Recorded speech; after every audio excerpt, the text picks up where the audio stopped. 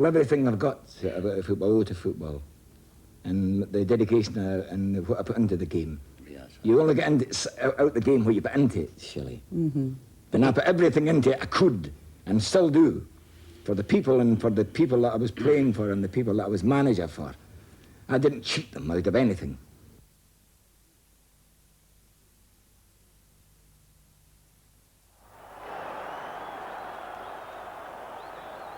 That my idea was that to build Liverpool into a bastion of invincibility, you know, like Napoleon had that idea. He would conquer the bloody world, you know. And that's what I wanted, that Liverpool would be untouchable. My idea was to build Liverpool up and up and up until eventually there would be, everybody would have to submit, give in.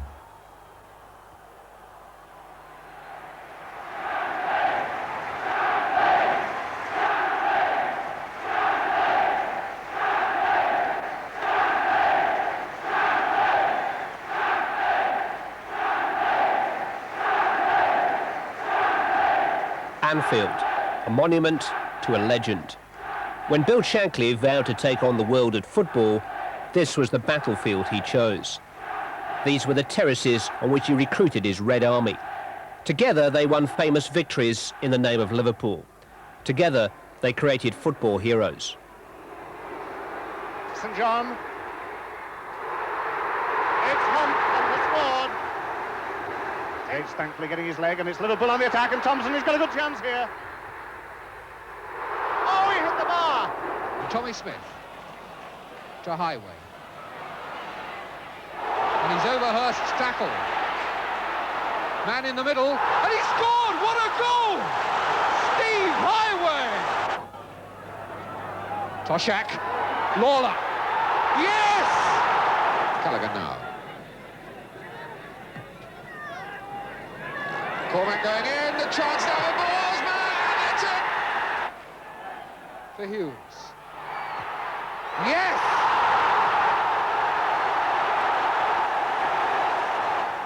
So Keegan running over it, Lindsay's chipped, Toshak, and it's there! Toshak did that well. Cormac. Keegan. Oh, what a beautiful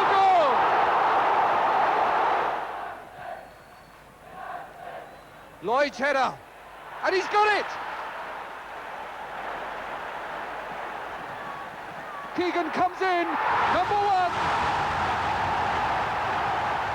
Bill Shankly built two great teams of champions in his 15 years at Liverpool. He was himself a people's champion. His legacy to the club went far beyond his contributions to Liverpool's trophy collection. He gave them plenty to shout about at home and abroad. But he also gave the club a personality. His personality. Passionate, quick-witted, self-confident. He believed in me far more than I believed in myself, you know, and he made me a better player because I thought, if he believes in me, and he wouldn't say it if he didn't, you know, he wouldn't con you. If he thinks I'm that good. He told me after 3 games, he says, you're going to play for England within the next year and a half. And I had. And I knew I would. Because I knew if he said it, he'd got to be right, you know. So everything I achieved in football was down to him. We had a young player, only 17-year-old, and he had potential, a lot of potential, but he was very weedy, you know, little thin boy. So Shanks decided we've got to fatten him up a bit, you know, give him some strength and really build him up. So they had a meeting between the staff, and they decided that they would get him to eat steaks, because Shanks was a great steak believer. You know, we ate steaks for 10 years at Liverpool, because Joe Louis ate steaks, seemingly. And Shanks loved Joe Louis. It was a great thing from his boxing days. So Shanks had a contact with a butcher, and every week the kid had to go down the abattoir, get a big parcel of meat, all these fillet steaks, and he was eating steaks every day, eating steaks and taking them home with his mother, and she was cooking steaks. So about 6 months later, the kid knocked on Shanks' door, and, come in, son, you know. You're looking better now, John, you know. Filling out, son, you know, steak's doing you good, you know. So the kid went, yeah, he said, boss, I'm getting married. Shanks went, you're getting married? He said, well, I have to get married. He said, what do you mean? He said, well, my girlfriend's pregnant. So Shanks went, Bob, Reuben, Joe, come in, We've created a monster. Bill's unique view of life was shaped in Scotland, where he grew up in an Ayrshire mining family. All 5 Shankly boys played football professionally. The youngest, Bill, spent the first 2 years of his working life as a miner. I mean, I was brought up in the mining district, and it was either the pits or football. And I think football was a little bit better than the pits. Carlisle United gave him his break in football. Preston North End gave him his education in football. With them, he won promotion, won the FA Cup, and won a place in the Scotland team too. Being a player at Preston, who were well organised, I picked up a lot. And most of the stuff that I've used at the clubs I've gone to was picked up at Preston North End. The way to play, the way to train. We train, at Preston they train to play football. Some places they train to be marathon runners, others to weightlifters. Preston North End trained to be football players, and we trained to be football players. Bill was a quick learner. He was soon in management, locked on course for his date with Liverpool's destiny in 1959. And yet it could have happened sooner. In 1951, Liverpool sent for me and they offered me the job. And the only snag was that the manager didn't pick the team. So I went and got the train at Exchange Station and went home. And then 9 years later, they came down to Huddersfield and offered me the job. So I was really the first manager that picked the team at Liverpool. I didn't come in 51 because I couldn't. I said, what am I manager of? He might well have asked. When he did eventually take charge, early results were poor. There was much to do. I came, I don't know if you've ever seen Anfield when I came, but it was the biggest toilet in Liverpool. No, I had to bring the water in from Oakfield Road. It cost £3,000. There was no water to flush the toilets. So that was 2 things I did. When Bill come in December 59, we'd been in the 2nd division. We went down in 1954, and we had a good assortment of players, but the right spirit wasn't there. And when Bill did come, he started searching out for better players, and he transferred some from the club, brought new ones in, and then we went from strength to strength. When he first come here, Everton were one of the big teams on Merseyside, but within 2 or 3 months, there was only 2 teams on Merseyside. That was our first team and our reserve team. Shanks got rid of 24 Liverpool players. At the team he inherited, Ronnie Moran was one of only 4 survivors through the 2 years it took to win the 2nd division. Ron Yates and Ian St John arrived to start a revolution. Well, Ronnie Yates was one of the cornerstones here at Liverpool. His coming, along with Ian St John around the same time, was the very beginning of Liverpool's rise. And they did more for the rise than anybody else. Yeats at the back, St John at the front. Well, the first impression was of a man who has very dynamic character. You know, he has the coat, a black coat, open, which he always had. The coat was always open and the hands would be in the inside pockets, you know, his trouser pockets.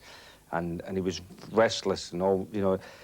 And he was pacing up and down and telling me all about this wonderful Liverpool team, of which I knew nothing about, didn't even know what league they were in. I knew they weren't in the 1st division, but he finally told me they were in the 2nd.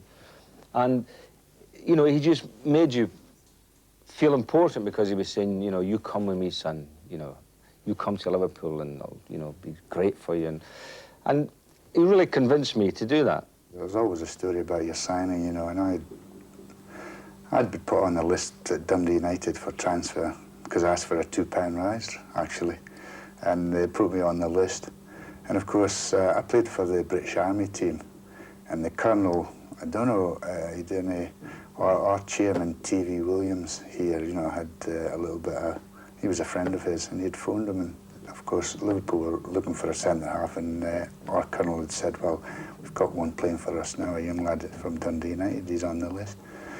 And the next minute, of course, I get a telegram, and I was stationed at Aldershot to go up to Edinburgh. There was a team wanting to sign me, didn't say which one. So off I goes, and I'll always remember it was the Station Hotel in Edinburgh, and I goes in the foyer, and I could see our manager, Dundee United manager, and his director, and I looked over, and of course I didn't know, and it was Bill Shankly, the Liverpool directors. And I thought to myself, do I go over and speak to him, or do I go over and speak to my own manager?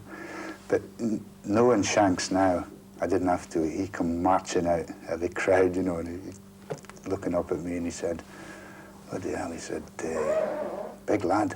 He says, you must be about 7 foot tall. I said, no, I'm 6'3". He says, that's near enough 7 foot for me, son. You know, so I thought, I was taken aback, you know, and I thought, how do I, and I asked the worst question I ever said to Shanks, you know, and I said, whereabouts Liverpool? It was like a red rag to a bull, and he came right up to my face, you know, and he went, what do you mean, where's Liverpool? And I said, well, whereabout? I meant whereabout in the country. And he went, we're in the 1st division in England. And I said to him, I thought you were in the 2nd division. He says, we are at the moment.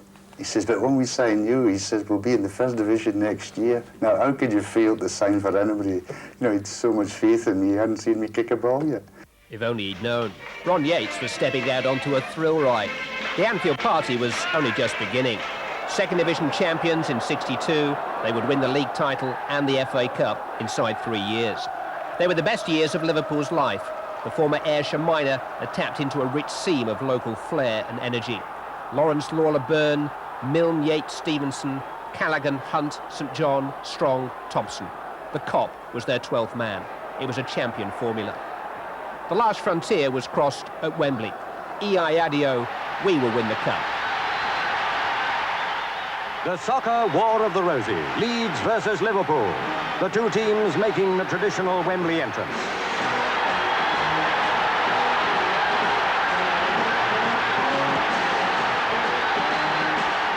Leeds were on the left, immaculate in white.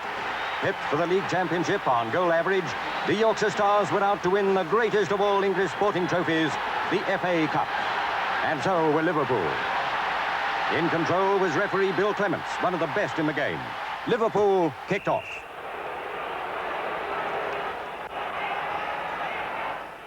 Liverpool attacked. Collins dispossessed Hunter and then barged into Byrne. It was a foul, earning Collins a reprimand.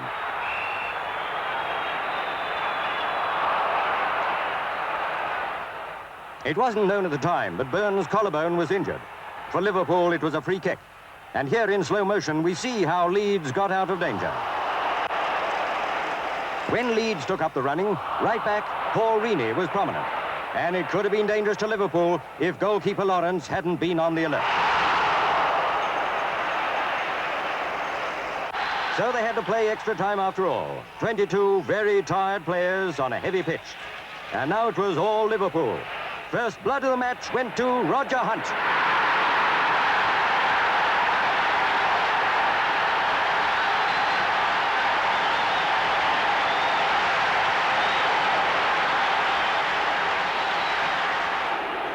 Inspired by a goal at last, Liverpool tried again, this time without success. But now Leeds hit back. Right half, Billy Bremner equalized. The game seemed back where it started.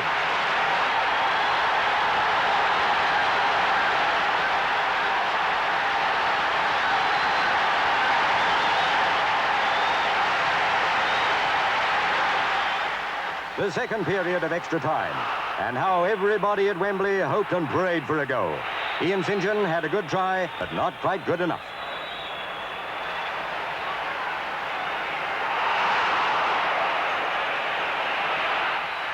Liverpool were lasting better than their opponents. St John made no mistake this time.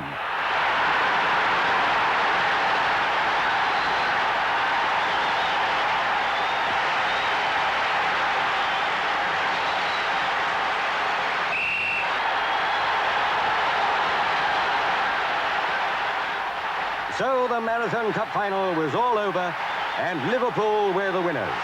And what a happy man was Ron Yates, leading his team up to the royal box. This is the triumph every footballer dreams of. That was Ronnie Yates picking up the cup for the first time ever that Liverpool had won after 73 years. 73 years. And that's the hardest cup in the world to win. It's a one-off job. Never mind the European Cup. That's virtually new. Winning the FA Cup's the hardest cup. It took 73 years for and I thought it was a terrible disgrace that would to suffer the taunts of people saying you haven't won the cup yet. Now that was the greatest moment of my life, winning the cup. Not for me, but for the people in Liverpool. And now the cup was theirs to take home and make the Mersey beat as it's never done before. The Shankly signings had paid off. When a player like Peter Thompson put his name on the Anfield register, he was signing a guarantee of success. The cup-winning team cost less than £150,000. They won the championship again the following year. They were Bill's pride and joy. He believed in them completely. There was no arguing with him. His team had come up with everything he'd promised. I've always got to have a cup at Liverpool. That's the whole essence. No cup, the place doesn't look too good. I think that the team in the mid-60s is its best. We had 12 players. Jeff Strong was the 12th one who was in and out. I think they were the best team that's been in this country since the war. I don't think so. I'm certain of it. Not because it was Liverpool, but they were unbeatable. By a divine sense of timing, Bill Shankly had given the city of Liverpool an unbeatable football team for an unbeatable era. Britain's #1 port was #1 in everything else. The Beatles were the tip of a volcano of talent, erupting by the River Mersey. The backstreet ball players of Liverpool were under the spell of a kindred spirit. I'm Scottish, and Scottish people have got, you know, humour and spirit and all, and I think the people are similar in Liverpool. You know, they're spirited, you know, they've got life in them, they've got humour, and I'm the same as them. They were made for each other. They're that kind of people. They're arrogant, they're cocky, they're proud, everything, and that's what I wanted the team to be.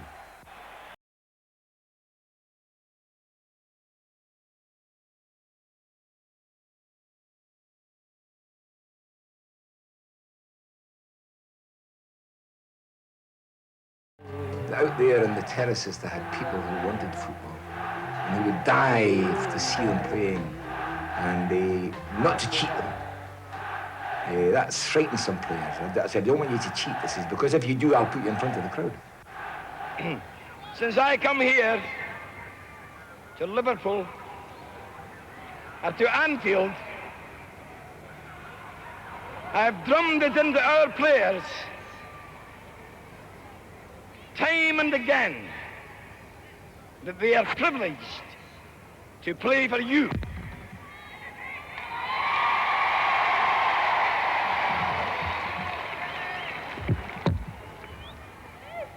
And if they didn't believe me, they believe me now.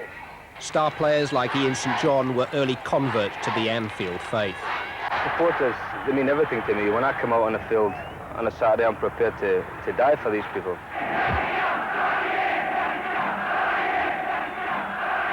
Or when the crowd start chanting your name, you know, you feel 10 feet tall, you want to do everything. Well, the Cup's exclusive. The Spine Cup at Liverpool is an institution. And if you're a member of the Cup, you feel as if you're a member of a big society, where you've got thousands of friends all around about you. And they're united and loyal. You seem to sense the atmosphere of the Cup when you go in it. It is electrified. You feel as though you're an integral part of the team. The people who I know who support Liverpool, they range from company directors to people who work in the market. Sometimes I can make myself go to sleep at the night thinking of the roar of the Cup and just fancying myself thundering down the wing with me stomach hanging over my shorts, you know, and scoring that old vital goal. I said, I don't know if you know the score. I said, but Liverpool's never lost a game at Anfield in their life. I said, it's a terrible place to play. I said, even there's an invisible man, I says, in the goal mouth heading balls. I said, you can't even see them. I mean, but in Anfield, there's at the back of the Kop end, it's not a funny joke. There's a casket of a man's ashes. It's in the net, Anfield. And I think that people are overawed when they come to Anfield. Yeah. You know, the sign, this is Anfield. And I said to Malcolm McDonald, said to Joe Harvey, he said, we've come to the right ground, Joe. I said, listen, son, you'll soon find out. And that day we beat them 5-0. And candidly, my own opinion was that they were scared to death. The time had come for Bill's team to leave their Anfield stronghold and set about scaring the rest of Europe to death. Their first big obstacle in the European Cup, Anderlecht, champions of Belgium. They've been at Wembley and drawn with England, but really and truly they classed England. And I said to Joe Messer coming out of Wembley, I said, how the hell do you play with these, Joe? And this was Anderlecht, of course. So I went over and seen them playing against Standard Liège one Sunday morning, one Sunday afternoon. And I thought, well, we have a terrible match in our hands. Time for Shanks to employ his terrible cunning. Whatever he'd seen at Wembley, Bill told Preston players that Anderlecht would be rubbish. And when Liverpool beat them 4-0, he told them that Anderlecht were brilliant. But his newest pronouncement was that Liverpool would play better in an all-red kit. I was the guinea pig, and of course, you know, with the frame I've got, you know, he wanted me to try it on. He said, I think we'll look a bigger team. You know, we had a big team anyway, you know, and I tried it on, he went, Jesus Christ, he says, you look enormous, he said. He even had me going out the main door, you know, nobody in the stadium at all. I had all the red kit on, the boots, and everything. He went, just walk out the door, he says, and I'll stand on the pitch. So he's standing on the pitch, and I had to walk out the door, and he went, that's it. He says, we've got it. He says, you look twice as big as you really are. Red was Liverpool's lucky colour. They won their quarter-final with Cologne on the toss of a red disc. Terrible moment because it came down. It was leaning over to the red. He picked it up and tossed it again. However, it came down and it was red again, so we'd won. Because the number 3, he was crying like a baby, so I gave him a hanky. Semi-finalists at the first attempt, Inter Milan were next in Anfield. I think that's the greatest night that's ever been, because the cup come out they'd never won before. And there we met technically the soundest team in possibly the world. And we beat them 3-1, and had a goal disallowed, it might have been 4-1.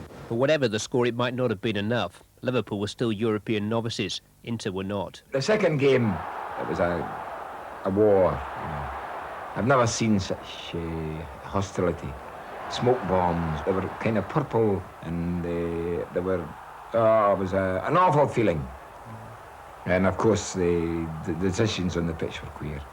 First goal was an indirect free kick, which Corser chipped into the net, and they gave goal for it. Tommy Lawrence was going to bounce the ball, and as he bounced it, the fella kicked it into the net. I don't think that the Inter Milan players were cheats or anything. It was the decisions.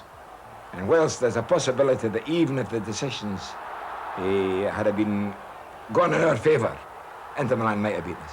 Of all the people that I've seen and met, that's the one man that he haunts me to this day. The lessons learnt, a year later, Liverpool did reach a European final. Borussia Dortmund kicked off in the second half against Liverpool at Hampden Park in the final of the European Cup Winners' Cup. The goalless first half disappointed even Liverpool supporters, but their heroes had come out on the resumption in the attacking spirit. A centre by Thompson earned the corner.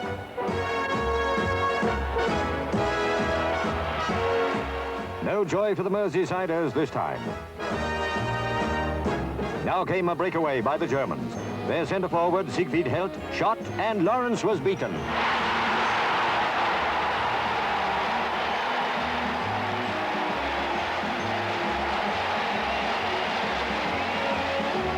That stung Liverpool into retaliation. Tilkowski just saved.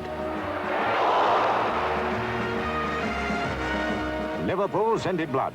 A brilliant run by Thompson.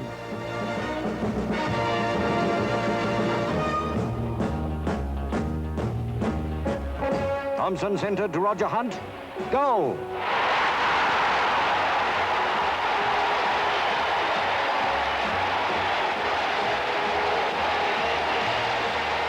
Extra time now, second period.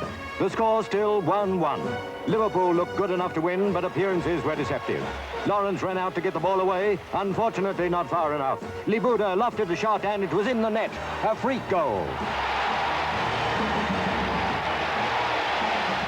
Liverpool's wonderful chances slipped through their fingers. To Germany goes the European Cup Winners' Cup. Liverpool's first ascent to the European summit had been a letdown, but they were getting an education that would stand them in good stead. Back in the Champions Cup, the next lesson came from Ajax in foggy Amsterdam. And there's a goal. They scored. 2.5 minutes.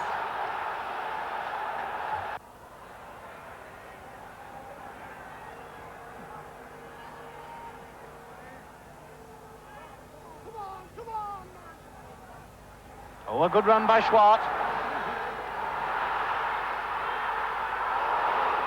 And they scored. There's the second one. Well, after 16 minutes, Ajax 2, Liverpool 0, and absolute pandemonium rages throughout this tremendous stadium. Kraus tries again.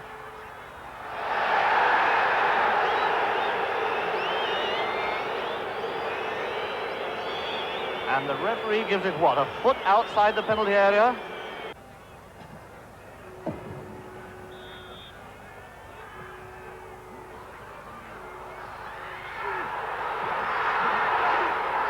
it's another one! Oh, my goodness me! That makes it 3 for Ajax. Oh, dear, dear, dear, dear, dear. That covering once again, and Nuninga gets his second goal to make it 3-0 for Ajax with 7 minutes left for play. This is absolute disaster for Liverpool.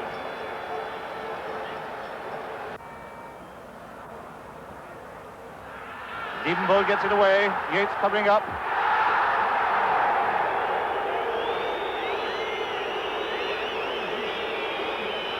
And another free kick for Ajax after the tackle by Yates.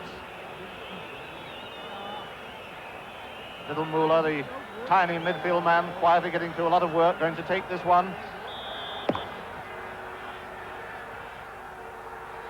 It was very foggy, and there was a well-known referee in Holland. It was the leading referee, a World Cup man, and he was in charge of all refereeing. And you could only see about 40 yards to start with, and then less after that. But he said that to the referee, in Holland, if you can see to the halfway line, you play. And the referee said that, I'm not sure what his nationality was, I think it was Italian. You've got to see the whole length of the field before they play. But this referee was a well-known man in the refereeing associations. So he said play, and of course went to play. And you couldn't see the game at all, Clive. I was on the pitch. The referee never saw me. We were down 2-0, you see. And Jeff Strong and Willie Stevens is trying to retrieve the game, and there's another game to take place at Anfield. So I went onto the field to tell them. And the referee never even saw me.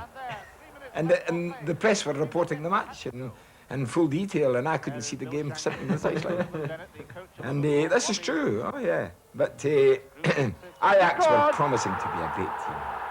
And Cruyff, or how they pronounce it, I don't know, Cruyff was a great player. He was 18-year-old then. And possibly Cruyff, it's debatable if the Rebel was a better player than Cruyff. Now we're into injury time. Strong just failing to get up to that one.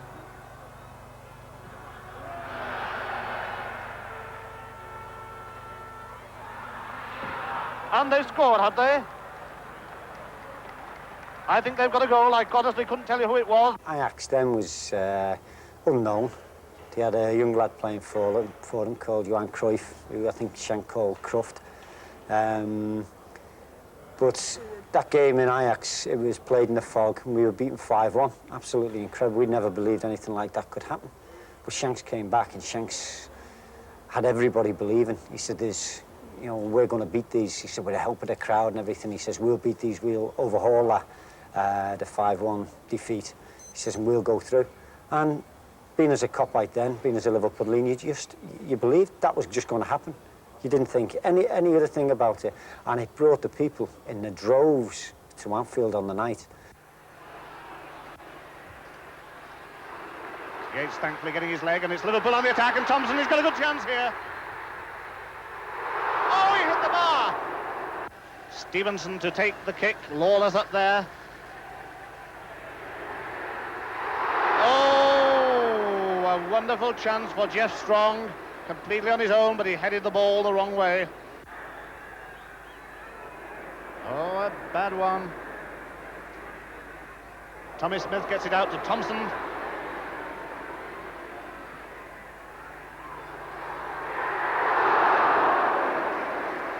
Bad luck from Strong, a nice header just under the bar, but Ball's able to push it over.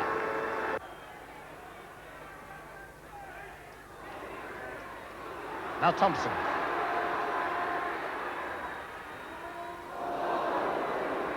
That ball, this has been one of Liverpool's failings tonight, putting the ball too square and too often back. This time it's given a break to Ajax. And that's it. Ajax are 1 up.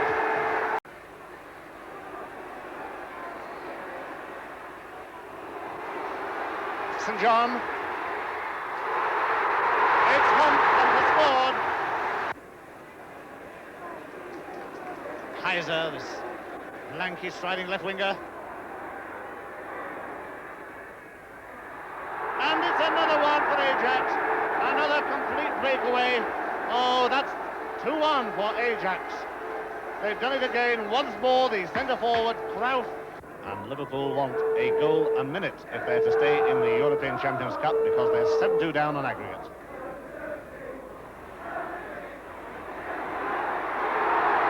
And there's one of them, surely. Yes, Hunter's got it. Only 4 down, so that makes it 2-2. Shankly's Sixes team would never conquer Europe, but graduates of the old school, like Tommy Smith and Chris Lorna, would. A new team built on sound local foundations and revolving round the evergreen Ian Callaghan. Callaghan, a real player, a man. He's been there since I went to Liverpool, and I've never had to say anything to him at all. Do this, do that. You don't do this, you don't do that. I never had to say a wrong word to the boy. All I've had to do was to simmer him down in training and stop him from killing himself during the week. And shoo him out, to curb him. But to say anything to him, you didn't do this, so you did that wrong. A model player, a model man. A fantastic man to have in your books. Callaghan will attempt to put it into execution, and very nearly succeeded. Keegan does! Callaghan's clever little chip across, Keegan's jump, and that's number 3. Oh, well, Callaghan's been a bit... This is the answer to the fact that some of the other boys who are out may ask why they're out. I say to them, well, Ian Callaghan's not out. Why? Because a consistent performer who's played well every match. That's why he isn't out. And he would need to play an awful lot of matches before he was out. Bad matches, I mean. Callaghan! He thought he'd found it. Hughes to Callaghan, who lets go! Callaghan was the one player to survive the entire Shankly era. But partway through, in 1970, the great man was planning major changes. The time had come to enlist new men. Bill Shankly was the greatest man that I ever met. I mean, he was a superb fella, and you followed him blindly, whatever he said. Now, not everything he said was always correct, but you followed him blindly because he believed in everything he said. And my recollections of signing, it was February 27th, 1967. You'd never forget anything when Shanks is concerned. And he came up to Blackpool to sign me. And apparently he'd been trying to sign me for about 9 months. And he eventually got me for £65,000, which at the time was quite a big fee. And he pulled me into the dressing room at Blackpool. And he got me on one side, you know, and I was overawed, a little bit frightened of the man. And he said, son, he says, do you want to sign for a football club? You know, and I actually thought I was at a football club at the time. And I said, well, I would love to sign for you, Mr. Shankly. Ah, he said, bloody good thinking, son, bloody good thinking. I mean, I remember Emlyn Hughes. I saw him playing his first game for Blackpool, incidentally. It was at Blackburn, at the end of the season, and it was his first outing at left back, and somebody says he's about 18. And I said, good God. So I tried to sign him after the match. That was after he'd played 1 game. I offered him a fee for him, and it took me 2 years before I got him. Hughes.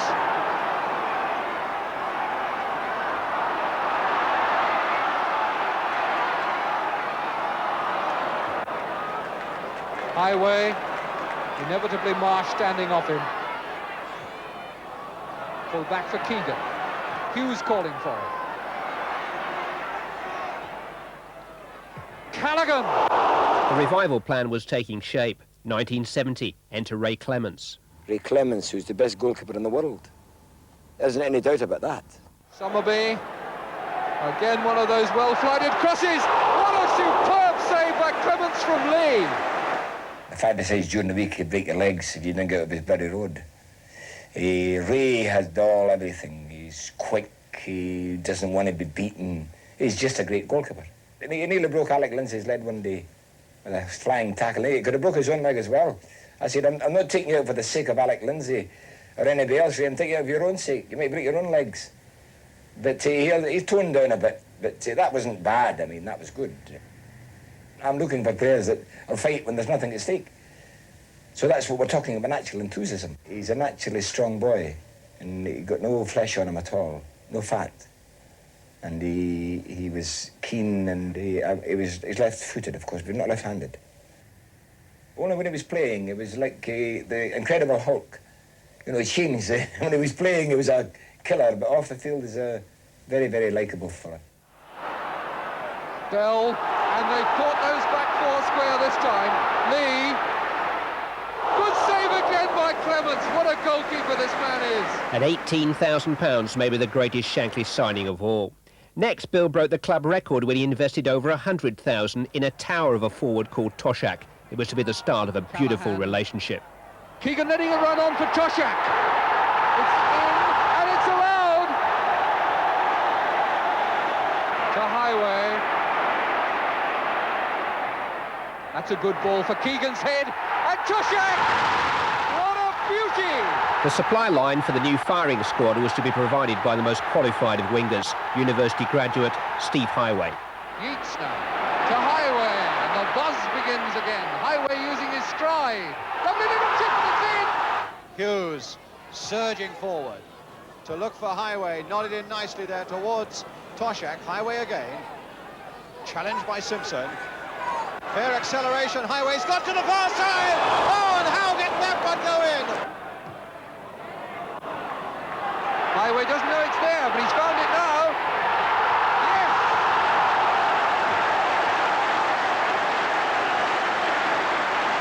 Oh yes, it's deceptive. Yeah. But of course, fastness and cleverness come together. He's so clever with the ball that makes him look fast. Yeah.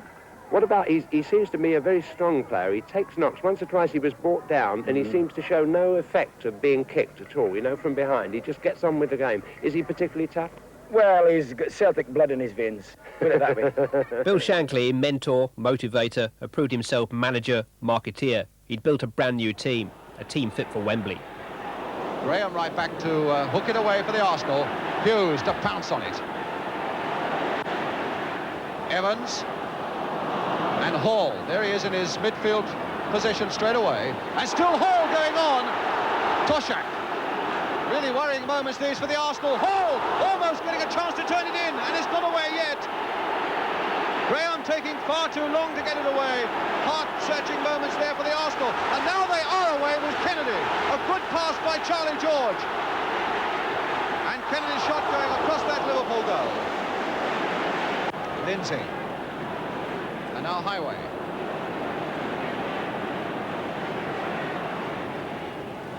Oh, and my goodness, Toshak was at the far side there. McNabb behind him. And Toshak just couldn't get a foot to it, or it could have been very dangerous indeed for the Arsenal. And McClintock winning that one well in the air. George Graham, a nice little touch off there for Charlie George.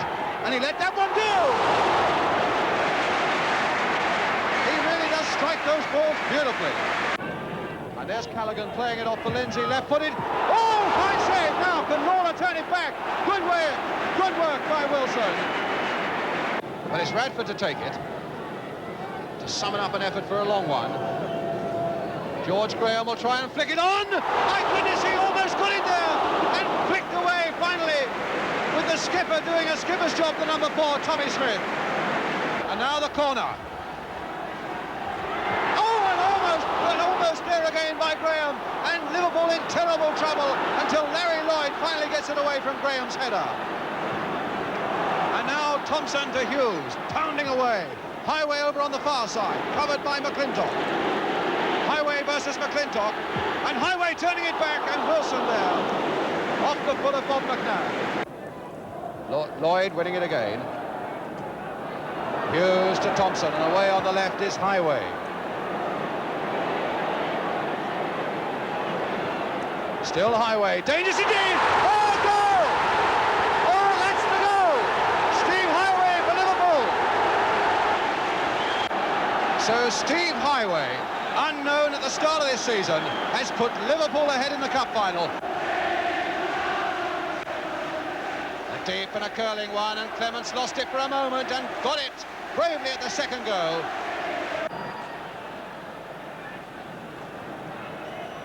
Kennedy.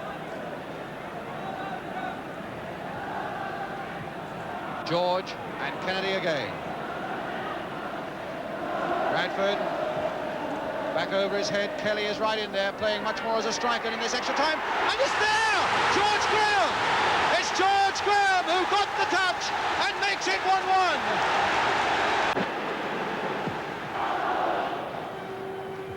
Graham. Bradford. Charlie George. Bradford. Oh, Charlie George, who can hit him. Oh, a free goal! Charlie George! Oh, what a fabulous goal by George! Clements had no chance with that. In the Wembley crowd that day, the last addition to the next Shankly generation. From now, Kevin Keegan would set the standards.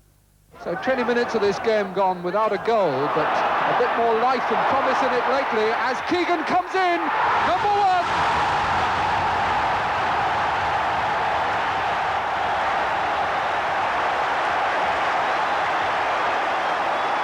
Kevin Keegan made that look a lot easier than it was. Andrew Beattie and then Peter Doherty. They'd been watching this on behalf of another club for 9 months. Because he lived in Nottingham, and Scunthorpe's quite close. And this club was putting him, ramming him down his throat, but they didn't sign him. So when he came to me, I didn't hesitate at all. And when I heard that Preston had made their offer, we had to go in. How much? £35,000. Preston, I think, we heard they'd offered 25, I couldn't tell you. But they'd made an offer. He'd done the initial training. Tuesday before it, we played a practice match. Played in the big team. Caused an awful lot of havoc. And that was the end of it. So on the Thursday I said to him, "You like to play in the team?" "Oh," I said, "oh, yeah." I said, "Okay, you play." And he opened up against Nottingham Forest. He won the game. He scored a goal, made a goal. It was a bit of a fluke the one he scored, but he scored it nevertheless. And that was something he never was out of the team until he's reached this stage he's reached now. And then sweeping past McDowell, brilliantly there. Keegan! A superb goal! A superb goal for Liverpool. Well, it's always difficult to go into the third and fourth divisions and pick players with any degree of certainty that they're going to be first division players. But in Keegan, we saw a man who had the one thing that we wanted, apart from his ability, his natural enthusiasm. And this is the thing that's missing from everybody, natural enthusiasm. Half the world's short of natural enthusiasm. But Kevin Keegan isn't. And that, plus his ability, of course, makes him a player. Callaghan. Smith. Keegan going in. Nothing wrong with that one. Keegan, signed for just £35,000, was to be the finishing article in the next Shankly title outfit. The collection went on show in season 72-73. Time to settle on it. Well cut out though by Cormac, who's dropped back well. Kevin Keegan on the right. Toshak goes over to the middle. Highway racing into the middle too. Keegan. And here's Emlyn Hughes picking up the loose one.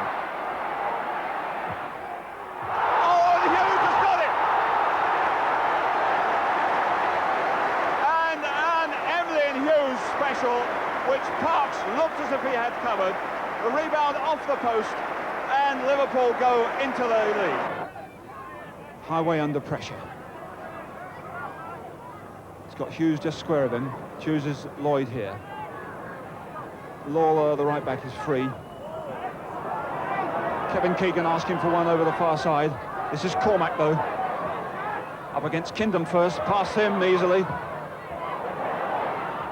Munro getting it half away. Emlyn Hughes can't quite get the bounce, but almost a brilliant recovery. Now Bailey with a man free on his right. Tremendous space here now for Richards. Oh, and a brilliant shot, and beautiful beautifully covered by goalkeeper Clements.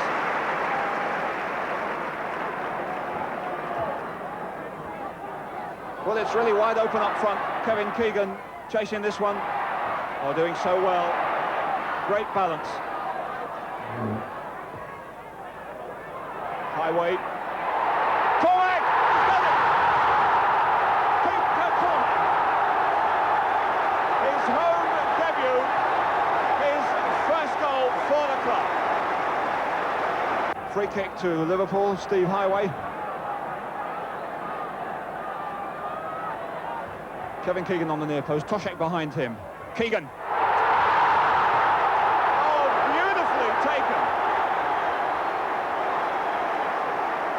What a good free kick, and beautifully taken by Kevin Keegan.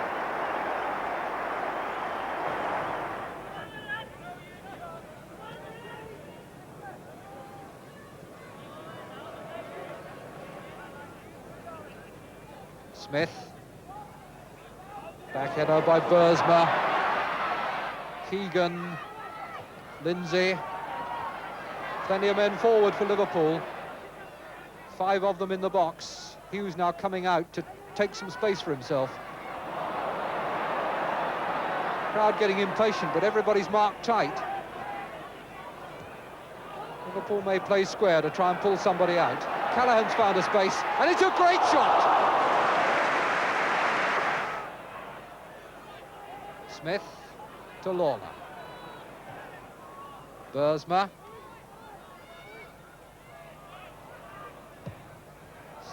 Smith looking for Keegan's head, and down for Hughes. So unlucky. Emlyn, who usually blasts them, aimed to place it. Keegan.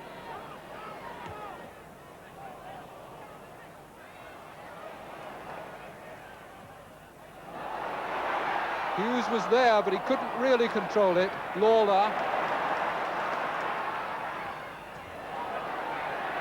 Keegan's header against the back of Bursma. Hughes getting in. Lindsay. Oh, queuing up to head. That was Lawler, and he's there again. And he almost made it. And if it hadn't been Gordon Banks in that goal, he would have done.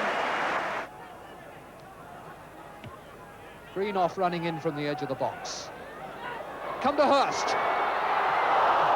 Greenoff.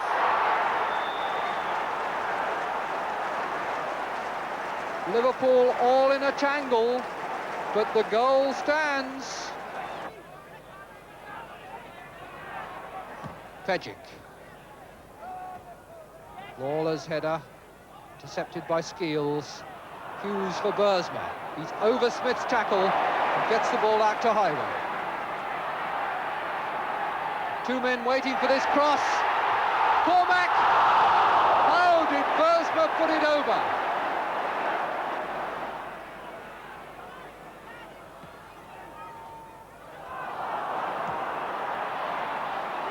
And Stoke not hesitating to make use of Banks.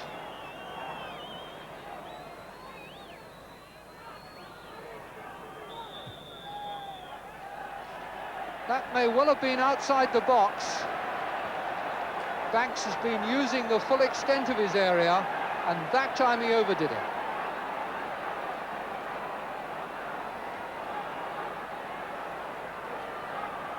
No, from where it's given, it must have been more than 4 steps. The linesman certainly didn't put his flag up, and he usually checks on whether the keeper carries the ball outside the box, so it must have been for more than 4 steps. And Dobing saw that coming, but the referee was not satisfied that everyone was 10 yards off the ball. He wasn't ready, so the kick will be taken once again. It's indirect.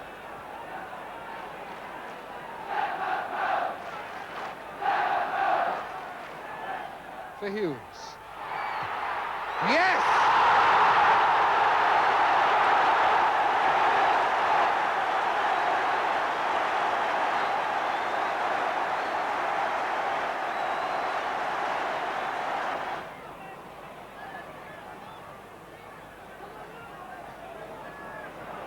Smith. Highway's run made the space for him to go left. Keegan is onside. Free kick outside the area. Keegan so nearly squirmed through there. But this now is about 2 or 3 yards further back than the position from which Liverpool scored their goal.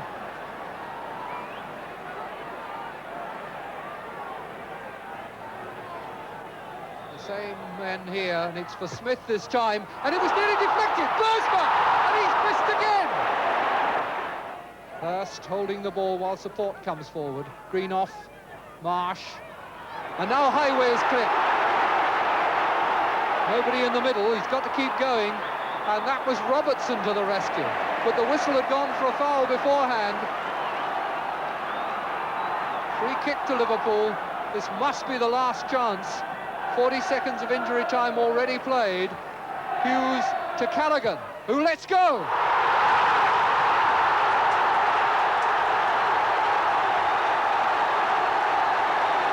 When it came, it was so simple.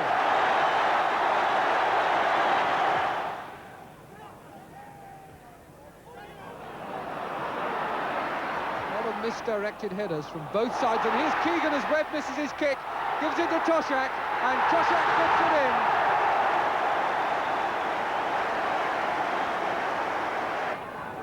in. Lawler, good break by Lawler, pass intercepted by Webb, and here's Houseman.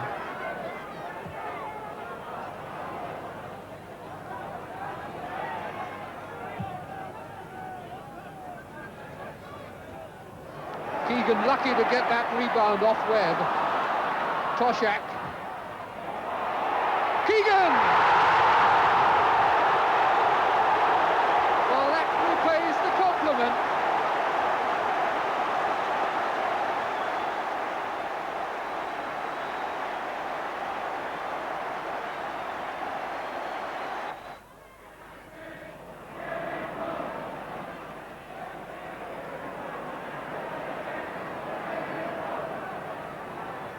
Keegan allowed to trot around unchallenged. Now Callaghan. Header by Harris with 2 Liverpool men there waiting. Smith, Lindsay. Smith taking it away from him and getting it out to Lindsay. And on out to Highway. Toshak's head again.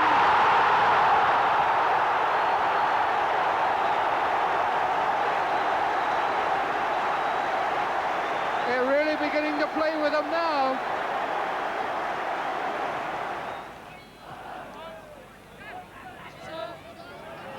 Highway bursting on it. Highway jinking round with space for a shot and a goal. Yes, indeed.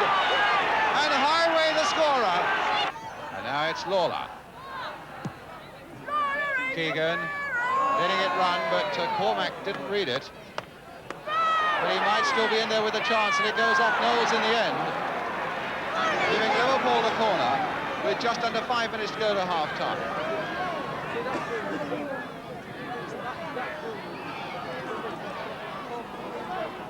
Lawler's gone in there. Toshak and Highway are also there, but it's played short this time for Callaghan. Flicked across there first time! Oh, and Keegan, a wonderful goal! That completely caught Spurs out.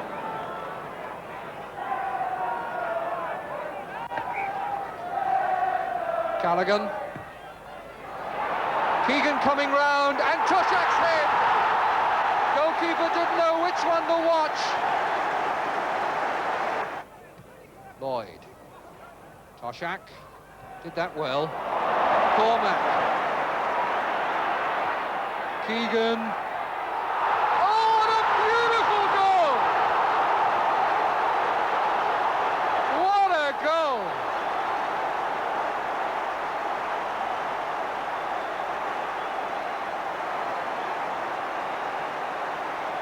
Oh, they did this so well. Cormac, the back header from Keegan, and the finishing touch from Toshak. That brings him now on to 14 goals this season. Liverpool lead by 2 goals to 0, and the game yet not a quarter old. Bill Shankly said last night that playing against Liverpool this season is like being chased by a tank. and Coventry must know now what he means. Sounds like a happy Christmas on the Kop.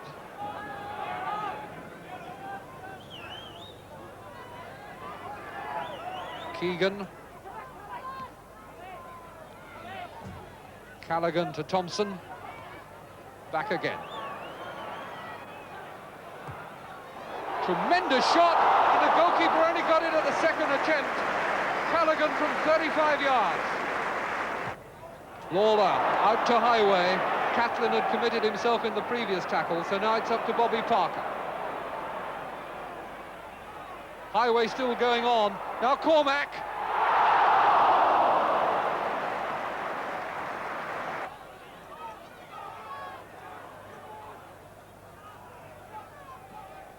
Keegan. Cheeky back heel again. Lovely cross from Lindsay. Cormac might well have done better to steady that, but it's given to them. Off the line by Barry, robbing Toshak of his hat-trick. How did that first half hour compare with how you've been playing this season? Would you say it was one of your best displays? Definitely. As well as we've played football, we played it quick. One of the goals had a slight element of luck about it, but the second one was a cute one. When you play well, you may get goals that don't look good goals, but you get them because you're playing well. Yeah. And then they started to knock the ball around with so much confidence, as though they really just knew there was going to be a man there. Well, when you're playing well, things break for you. And this now was, what, the 37th game for most of them, and yet no sign of tiredness. Yes, I played 37 matches, and I think it's asking too much from a human being to do that. To train and play and be excited and everything. What sort of instructions have you given them about Christmas? Oh, not to eat too much Christmas pudding, and to behave as well as they can, because we've got a stiff programme ahead of us. Another 30 games lay the other side of Christmas for a team chasing 4 trophies. They had a 5-point lead at halfway in the title race, though, and it was to be more than enough. Larry Lloyd to Phil Thompson. Highway taking it well on his body. And then sweeping past McDowell. Brilliantly there. Keegan! A superb goal! A superb goal for Liverpool. And the little man who's done it again, Kevin Keegan. Cormac with this throw-in for Liverpool. Keegan shaking off Nish. Toshak! Cormac again. Richards, good challenge, and Lloyd gets it though. Oh, he should have let that one go. He's given the free kick to Liverpool. It was a clumsy tackle by Richards. Could have given the advantage. Toshak across the box, and Keegan! It's 1-1.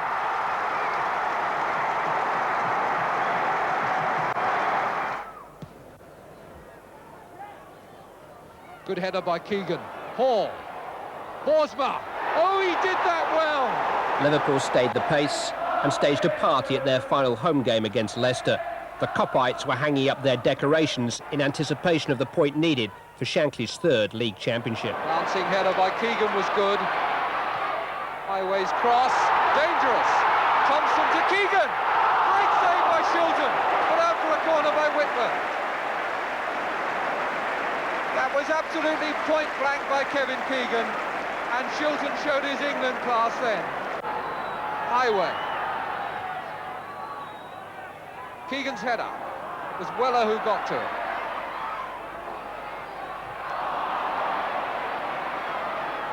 Keegan again. Sending men the wrong way all over the place here. Lloyd, deflected, and again Shilton gets his body in the way. Callaghan's cross. Borsma inside to Highway. Come to Callaghan. Hughes. Good ball to Thompson. And back again to Hughes. This could be it! No, it's not. Stringfellow. And there's the whistle, and Liverpool are champions. And out comes the trophy, which is awarded to the league champions, already bearing the red colours of Liverpool. And now the salute for the champions and for Bill Shankly, who takes off his jacket to reveal a characteristic red shirt. This is the man they love. The Kop rise, and Shankly responds. A great day for him.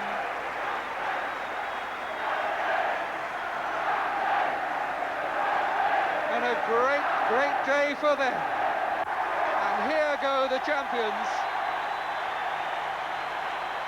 to accept the homage of their supporters and to pay their respects to the crowds who've carried them along. And now listen to the roar as they approach the Kop. And this great communion between players and supporters, all one now, on a great day in the history of Liverpool football.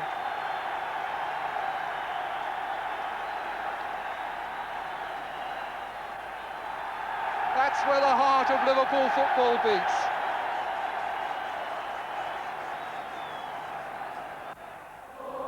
Somewhere in the middle of that lot is Bill Shankly.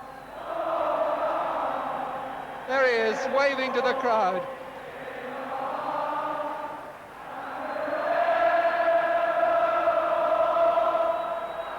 It's difficult to say who admires who most there.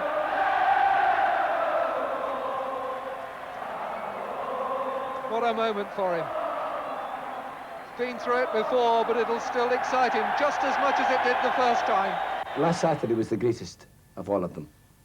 Winning it early on was a novelty. But last Saturday, because it was a new team, and we had worked so hard for so long and got pipped last season, and pipped the season before in the cup final, that we'd gone again for the third time. It was far more satisfaction, and definitely the greatest moment I had in football, when we won it. I think it was the 72-73 season when we'd won the league. A policeman down at the Kop end, you know, nothing can be said to him. There was that many scarves coming on. But I can remember him just kicking it away and pushing it into the dirt a little bit, and Shanks come over and pushed him away. He said, hey, he said, that's somebody's life. He says, don't be kicking that. People pay good money for that. He said, that's people's lifeblood. Give me it here. And he picked it up and he put it round his neck. And that was the way he was, the affection that he had for people. 11 days later, Shankly's people were counting on a double. Anfield staged the first leg of the UEFA Cup final with Mönchengladbach, but rain stopped play, and stopped Borussia too. Brian Hall played. I didn't play Big John. Played the small men. A terrible torrential rain and the ground was flooded. He took the players off half an hour after the game started. And I said, thank God for that, you see. So I said to John Toshak, you go home, John, and get to bed, I said. And you can get ready for tomorrow night. And because the defence wasn't very good in the air and stayed in the box. So John come on the next night and we pumped the high balls into the box and flicked them on, and in no time at all it's 3-0 and the game's all over. In the first leg, at the second attempt, Liverpool had pulled off a 3-0 win. Shankly had pulled off the perfect robbery. But his boys still had to smuggle the silverware out of Germany, and that wouldn't be easy. Wimmer. And again, Callaghan in there, but now Rupp. Is this the chance for Rupp? Heinkes! Yes, 1-0. The scorer, Joseph Heinkes.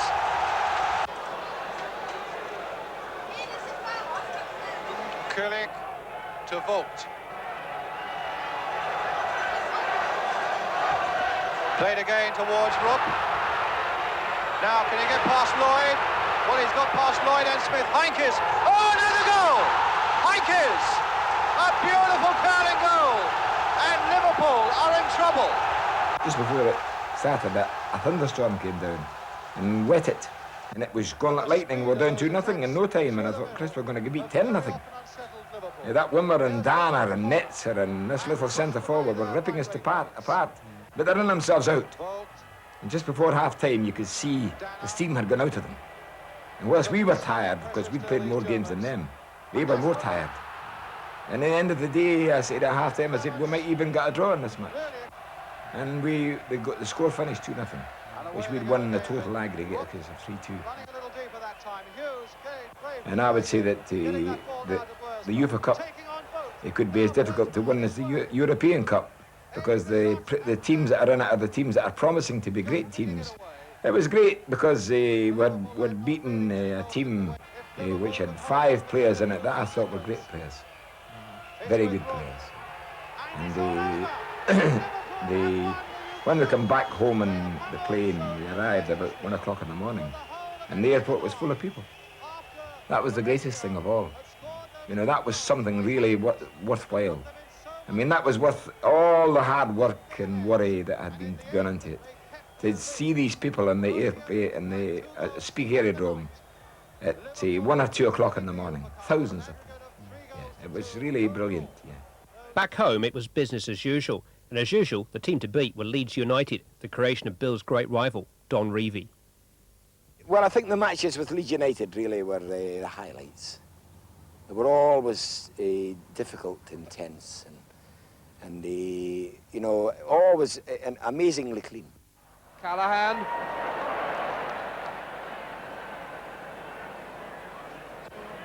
Now he's got Bursma out there on his left. Cormac is going through the middle. Highway is wide out on the right. Bursma has lost it to Madeley, and it's gone on to Jones, and now Bates. Clark is going through into the middle, so is Jones. Bremner on the overlap. Bates tries one. It was a very good shot from Bates, and an equally good save by Clements. Lorimer given instructions by Giles. Good header by Clark, and Jones has got it with the overhead.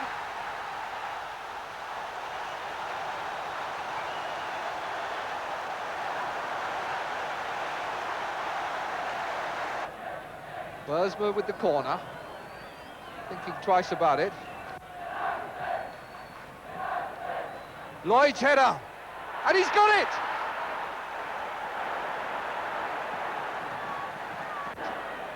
Highway to Keegan. Lindsay.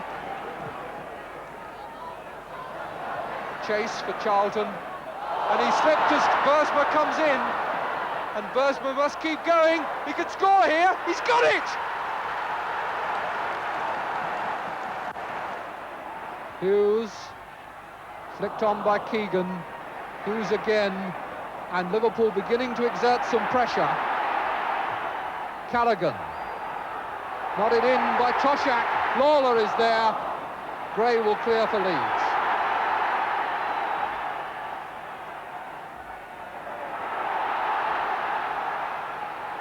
Highway.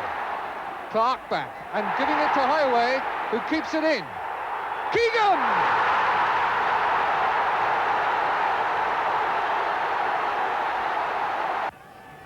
Eddie Gray to take the second Leeds corner. Lorimer, number 7, going out to assist him. It changes his mind when Callaghan pursues him. And it's in, it's into the roof of the net.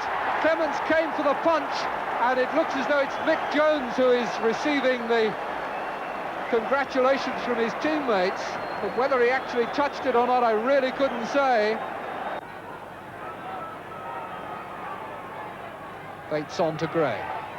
And he's over Lawler's tackle, and he's got room to steady himself for the centre. Clark coming to meet it, stepping over it for Lorimer, and Lloyd's tackle, but Lorimer goes on and scores! Well, Liverpool didn't do that very well. Lorimer not wanting the free kick to be taken quickly after he committed the foul. Callaghan through, Lawler, and here's Toshak. During Shankly's 15-year Anfield reign, Liverpool won 7 trophies and Leeds won 7. It was a rare old rivalry. Nearer home, local rivalry took on an almost religious fervour. Harry Catterick's Everton just had to be beaten. Tommy Smith really wriggling to get himself out of trouble there. And Whittle, yes, he's got it!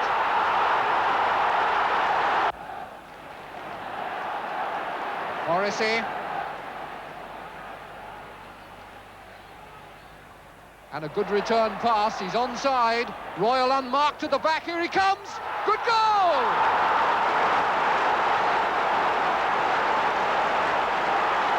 And Tommy Smith to Highway.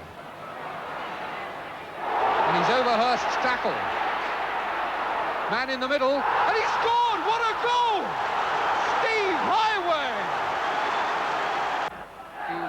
throw it. And Highway's off again. And a useful cross. Josiah!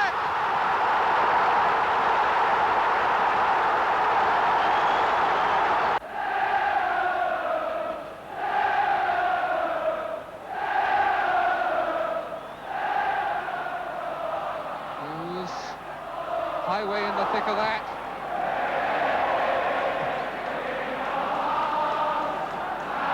Steve Highway, when you think that this time last year he was playing amateur football.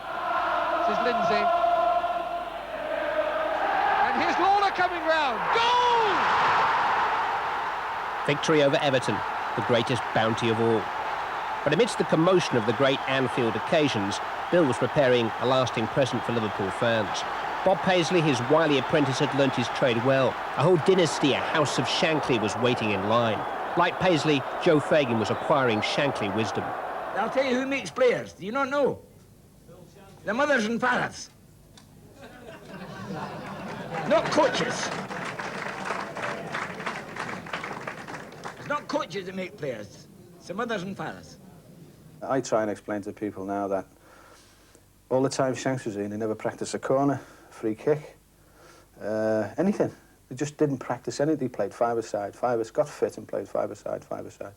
Never practiced a free kick, penalty, anything, any corners, any set pieces, they never practiced, and nobody believes me.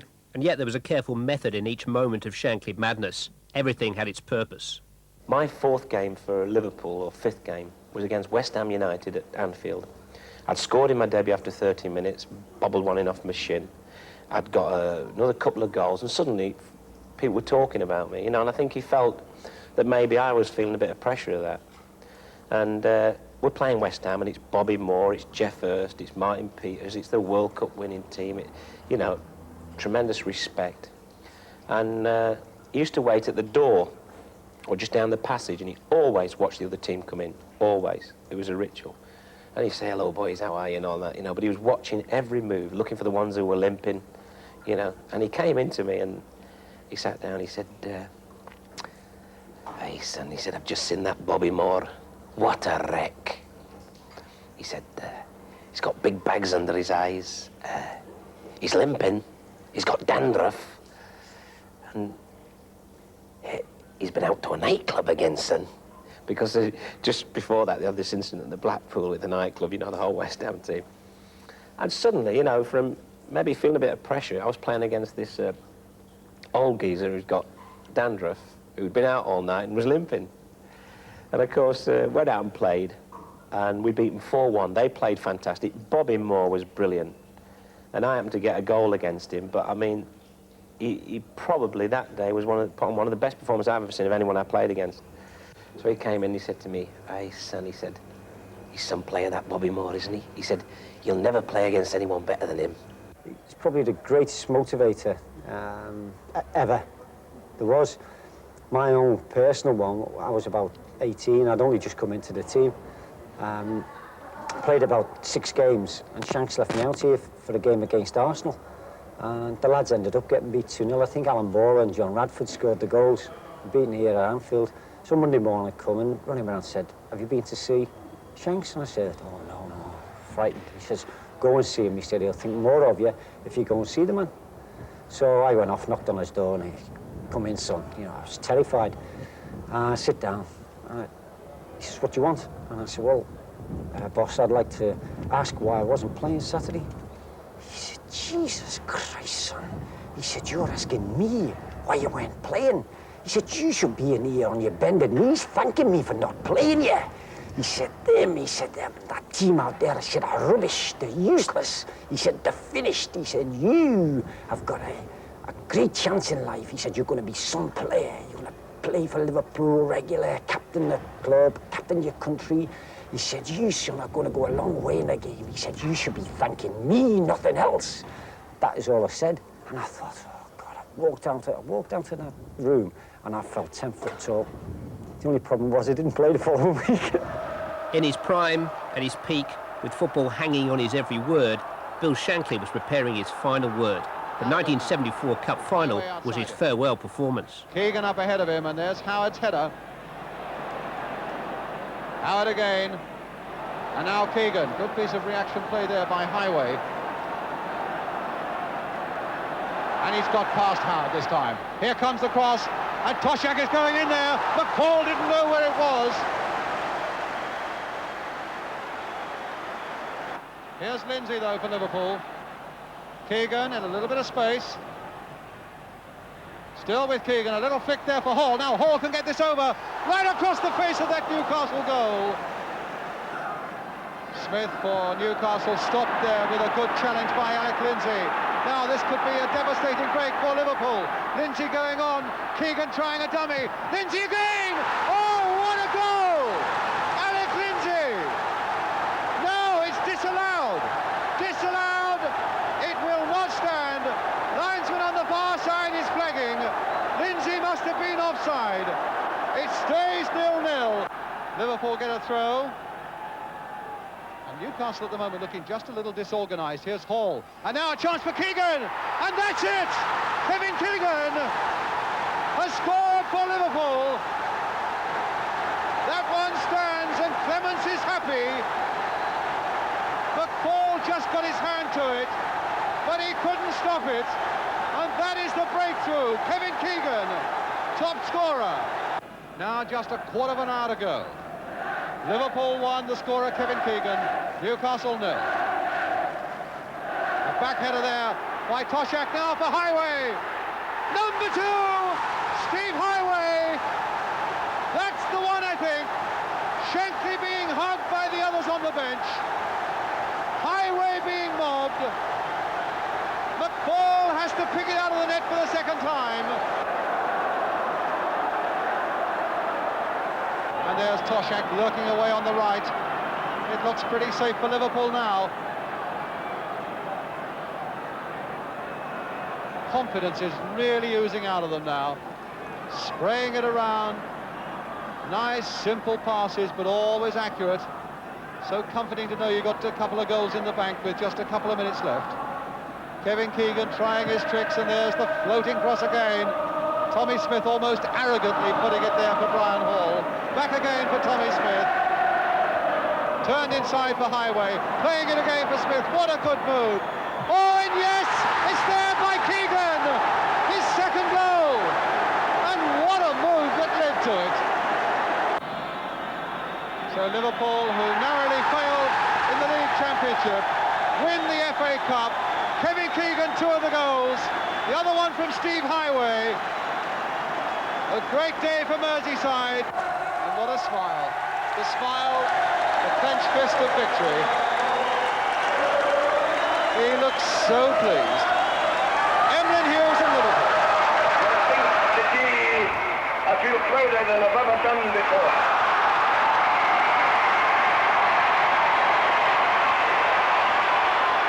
We're pleased for you. Because it's you we play for. And it's you who pay our wages. Never has a sporting figure become such a father figure to his public. He could have had anything he wanted in Liverpool, and yet Bill Shankly had had enough. It is with great regret that I, as chairman of Liverpool Football Club, have to inform you that Mr. Shankly has intimated that he wishes to retire from active participation in league football. And the board has, with extreme reluctance, accepted his decision. I would like at this stage to place on record the board's great appreciation of Mr. Shankly's magnificent achievements over the period of his managership. Meanwhile, Mr. Shankly has agreed to give every assistance to the club for as long as necessary. How do you feel about the news today? What's that? News? That Shankly's retired. Oh, yeah. What? How do you feel about it? Yeah, it's news. You know that. Kidding you, know? He's not. I'm not kidding you. Shankly has actually retired today. He wants a rest. He's leaving. He's leaving. Really? He's leaving Liverpool. Retire. The supporters will retire as well. Yeah. I'm deadly serious. He wants a rest. He's getting out of the game. Yeah, I know. Yeah. Is he sick? He must be He sick. is. Shankly is. He's not sick. No, he says he gets very tired. The pressures are great. He wants a rest. Well, this is not on the paper. No paper. No, he's announced at 12 o'clock. On the wireless. On the wireless at 12 o'clock. I've just been at a press conference where he announces where he was finishing. Is that true? It's true. I swear it's true. Honestly, I'm not joking, really. Having us on. When did he retire? Today, he retired. He's finished today. Terrible, then. Don't know what one's Have you heard that Bill Shankly's retired? Is he? He's finished. It's a bit of a shock to me. How do you feel? Terrible. You're having me on, aren't you? No, I'm not having you. I've just been to Anfield, honest. Who said? He said, he just announced it at lunchtime today, and the board were with him. Bill Shankly? Bill Shankly is retired. What did Shankly mean to you? Everything. And how difficult a decision was it to make? Oh, the most difficult decision ever I made to leave, to decide to leave the club eventually. I mean, possibly it was like going to the electric chair. That's the feeling I had. The king had abdicated at the height of his rule. Liverpool said its fond farewells to the head of its royal family. I must say it's not very good fare to my wife. I don't go out to pictures or theatres. I think we've only been out twice in Liverpool, my wife and I. What, since you arrived? Yes. I don't think we've never been to any clubs. We've been to the theatre once. And we went to some garden fete during the summer.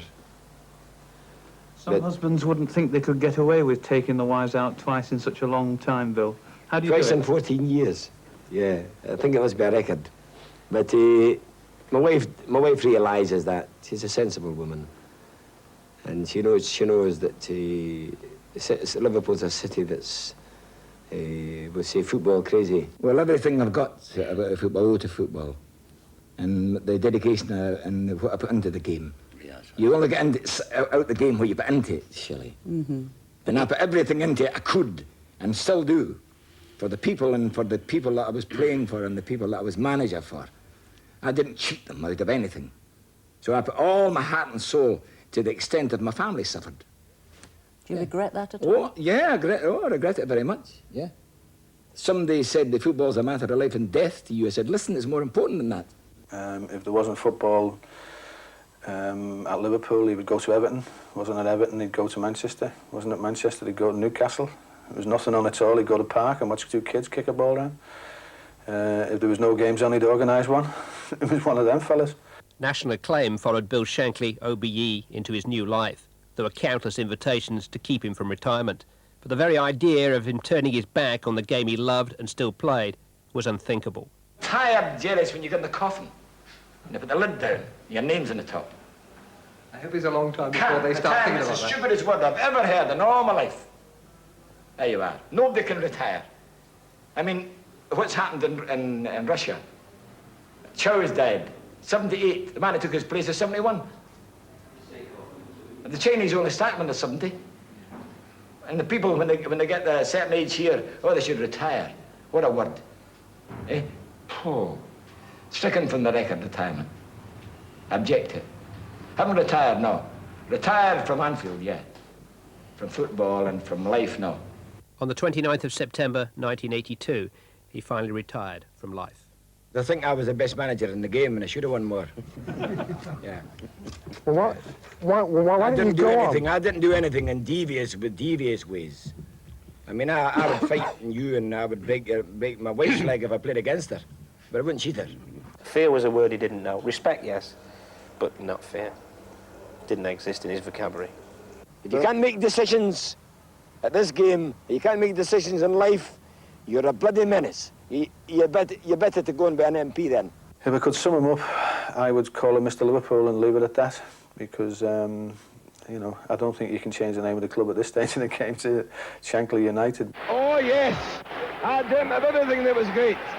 And there was only one aim, that was to bring the European Cup and all the cups to Liverpool. What he did in the early days, which was winning trophies, is continuing today. Few things have changed in the way of players and everything, but the basics are still there. From what he laid down, the foundations, is everything to do with this football club.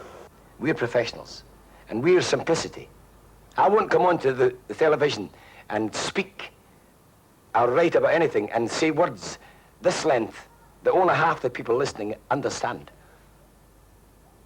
In our language, there's words that are similarity. They can, you know, they're spelt differently, but they mean the same thing. And there's words that mean the same thing, but the big men use these words, knowing full well that maybe 10% of the viewers will only understand what it means. Well, we don't. We speak the language that everybody understands. Instead of me saying somebody was avaricious, I would say he was bloody greedy.